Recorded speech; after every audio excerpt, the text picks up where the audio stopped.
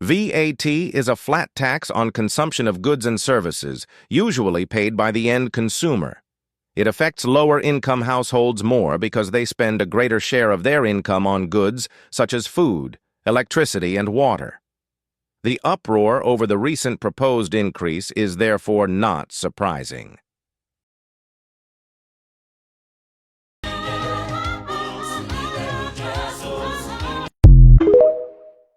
While South Africa's leaders arrived at the SONA on February 6th, draped in luxury, dressed in designer clothes, and adorned with expensive accessories, millions of hard-working citizens struggle to afford basic necessities.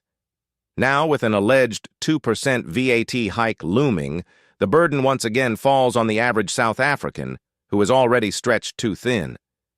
Is it fair to ask those who have so little to give even more, while those with overflowing wealth remain untouched? There are better, fairer ways to raise the necessary funds, starting with those who have more than enough. It's all about VAT, value added tax. The question is, a value for who? Value for who? It's a good question. I want to go back in history for just a moment to help you understand how serious this actually is. I'll take you back to 2018. There was an increase of 1%. It was always 14%. Come 2018, there was a 1% increase of value added tax, taking it from 14% down, or rather up, to 15%. That was a big jump. It has a serious knock-on effect. And then if you listen to the critics yesterday, the speech that never happened, that was going to jump from 15% all the way up to 17%. But many people don't understand what the implications of that are. What are the implications and why is it happening? I'm glad you asked. Here it is for you. So it would have, if it had gone from 15% to 17%. It hasn't, but if it had, here's what would have probably happened. There would have been an extra 58 billion rand that would have come in, as far as revenue is concerned, into national treasury. It is an easy way. You heard this from Francis Hurd and our other analysts. It's an easy way to make money. It is not corporate tax. It is not personal tax. Everyone at some level, unless, of course, you're talking about the exemption items, will pay VAT. It would have brought in 58 billion rands. So what happens if VAT increases by 2% in South Africa? Now, would you believe me if I told you that a 2% increase in VAT could make your grocery bills hundreds of rands more expensive every single month and every single year? Now, let's break it down. Right now, South Africa's VAT rate is 15%. If SARS and the GNU increase it to 17%, here's what this could mean for you. So on a macro level, which is the bigger picture, the government, they get to collect more money, which could be used to fund social grants, infrastructure in our country, and hopefully pay off debt. But businesses and consumers, which is you and I, we take the hit, and that in turn causes inflation to rise. Now, the micro impact, which is you and I's wallet, if your monthly grocery bill is 5,000 rand a month, a 2% hike just adds an extra 100 rand on it. You want to buy a 10,000 rand laptop, you know you got to pay an extra 200 rand more. Now, take this and factor it across fuel, clothing, and other services which you usually consume every single month. Now, over time, this all adds up and it erodes away at your savings and investing rate, which is your wealth creation rate. You're going to ask yourself who feels it the most, and it's usually going to be the middle and the lower class income earners.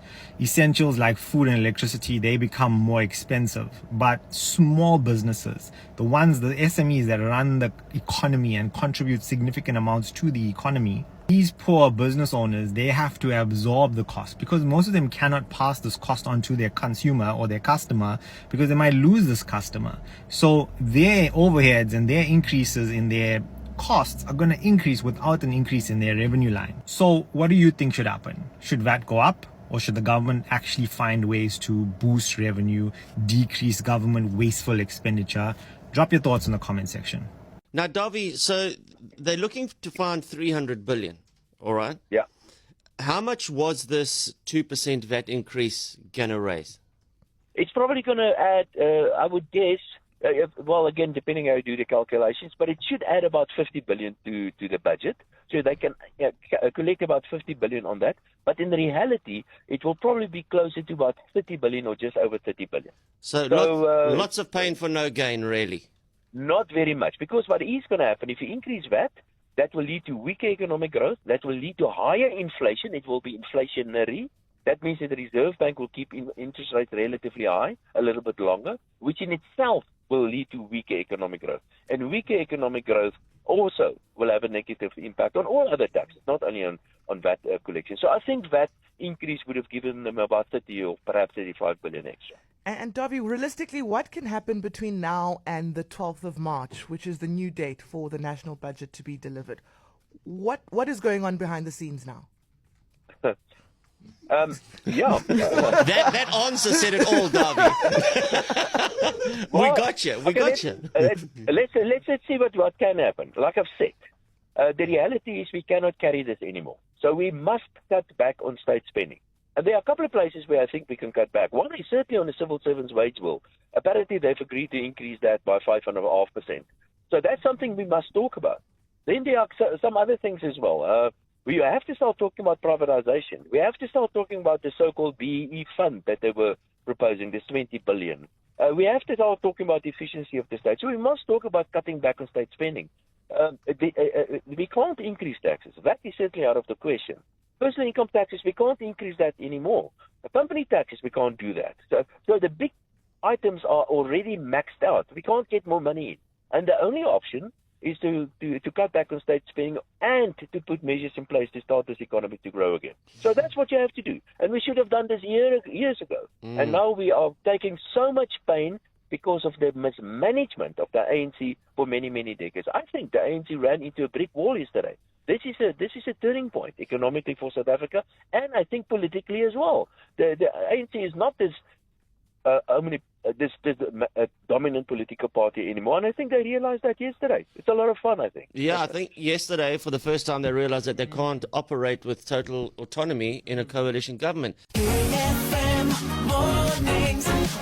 Proposal to increase VAT by as much as 2% would be an assured way to secure more tax revenue, but at whose expense? Surely it will once again be the food insecure, those most vulnerable, our impoverished communities who are left with even less sustenance if they're going to be paying more money for the most basic of goods. Mervyn Abrams, director of the Peter Maritzburg Economic Justice and Dignity Group. VAT increases tend to disproportionately impact negatively on the lower income section of the population and has less impact for those who earn over 35,000, 40,000 rand per month.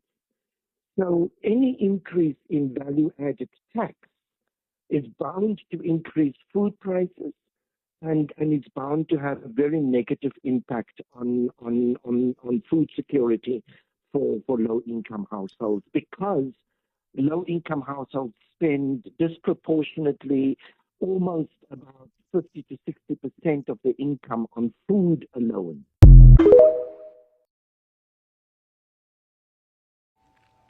VAT should not be increased. VAT should not be increased because the poorest of the poor will feel the 2%. Middle class and higher income families will not feel the 2%. As bad as the lower income minimum wage group. The fact that they want to put the pressure on our vulnerable groups, on our lower income groups, is pathetic. I'm not a DA fan. And I fucking hate that they're the ones that said no. But that should not be passed on. The fact that they need the money, the government needs to scrape the money, why are they not going after the ultra rich and corporations? Why are they putting that on our lower income groups? Absolute bullshit. That is my opinion. In case you missed this amazing news, the government is looking to impose a 2% increase on value-added tax from 15% to 17% in order to generate more money for the country, but that means that groceries are going to get more expensive. But instead of burdening the taxpayer for the government's inability to do their job, There's a couple of things the government could have done instead of raising the value-added tax. Number one, stop bailing out state-owned enterprises if they are failing. The failure of the SABC and the post office is not on the taxpayer. We didn't do that. Number two, that cabinet is far too bloated. You guys can consolidate some of those roles and trim the fat, but there's a lot of people getting massive paychecks for doing nothing. And number three, if you aren't going to consolidate roles or trim the fat, then what you can do as members of the government is take a pay cut. You guys get paid millions of rands every single year, and you guys give yourself increases every single year for not doing your job. You can afford to take like 100K pay cut. It's pretty crazy that whenever the government has to find money, they always look to the taxpayer. But accountable officials who understand that the burden is on them, that it's their responsibility to deliver, they should be able to say, well, we need to take that burden on. And not everyday South Africans who are barely getting by.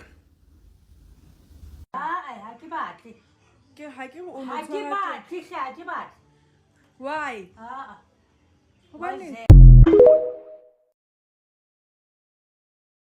He says, as a government, you tax or borrow. That's how government fund their budgets. Is it as simple as that? And what's the way forward now for the finance minister in order to deliver a credible budget? No, it's not about the current thinking. The current thinking of borrowing money from elsewhere. When South Africa is one of the top 30, it holds one of the top stock exchanges in the world. It has pensions, and developed countries don't borrow from the markets, they borrow from their pensions. South Africa has pensions it can borrow from. So this is the resource that South Africa has in abundance. The stock exchange is about 18 trillion worth. The budgets by government are about 2.23 trillion worth. We have enough resources to borrow from ourselves. We don't need to increase any taxes or anything of that nature. What we need is to actually deal with our consequence management around theft. We know and we avoid borrowing from ourselves because we know we'll steal the money. And then we'd rather go and borrow from somebody else and steal their money.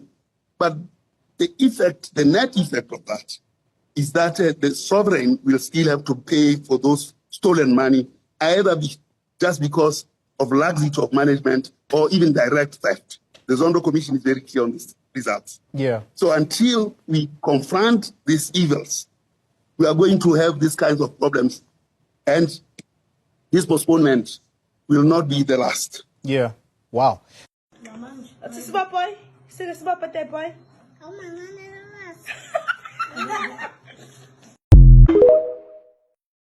I'm not gonna lie, you must be a complete doers if you agree with the 2% increase in VAT.